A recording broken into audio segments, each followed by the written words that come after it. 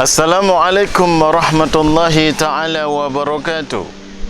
Alhamdulillahi nahmaduhu wa nasta'inuhu wa nastaghfiruh wa na'udhu billahi min syururi anfusina wa min sayyiati a'malina. Man yahdihillah fala mudhillalah wa man yudlil fala hadiyalah.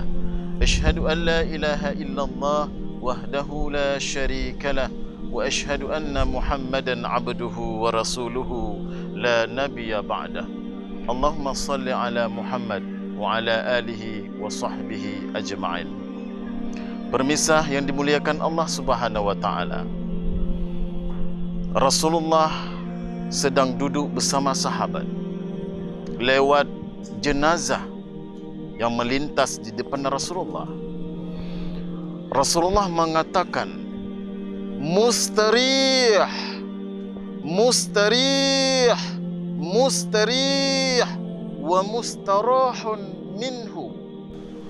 Ma mustarih ya Rasulullah, wa ma mustarahun minhu ya Rasulullah. Apa itu mustarih ya Rasulullah?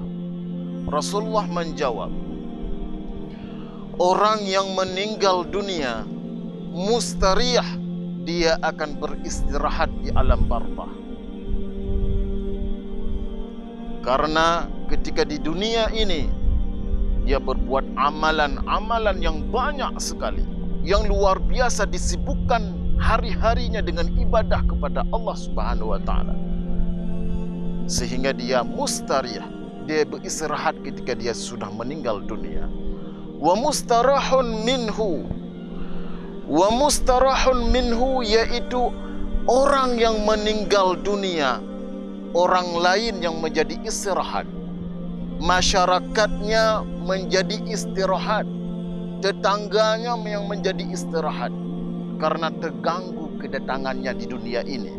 Ketika dia sudah meninggal, tidak ada lagi yang mencaci maki, tidak ada lagi yang adu domba, tidak ada lagi yang fitnah memfitnah. Permisah yang dimuliakan Allah Subhanahu wa taala. Jadilah kita orang yang mustarih, orang yang ketika kita nanti meninggal dunia menjadi istirahat di alam barzakh.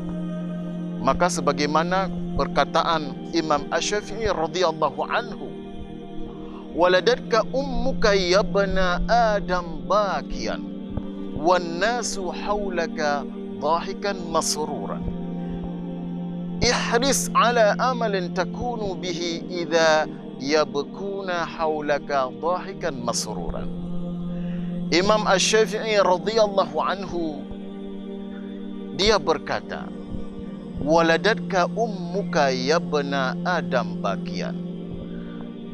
Ketika kamu dilahirkan dari kandungan ibumu, kamu dalam keadaan menangis, sedangkan orang sekeliling kamu tersenyum dan gembira. Ihris ala amalin takunu bihi idza yabkuna, kata Imam Syafi'i. Beramallah dengan baik, berakhlaklah dengan baik, sehingga ketika kamu meninggal dunia, kamu dalam keadaan tersenyum, sedangkan orang sekeliling kamu menangis dan bersedih karena merasakan kehilangan kamu. Inilah cita-cita kita. Jadilah kita ketika kita pulang ke rahmatullah, orang lain bersedih dan menangis, kita dalam keadaan tersenyum dan gembira karena sudah dinampakkan rahmat-rahmat Allah Subhanahu wa taala kepada kita. Wallahu alam bisawab. Assalamualaikum warahmatullahi wabarakatuh.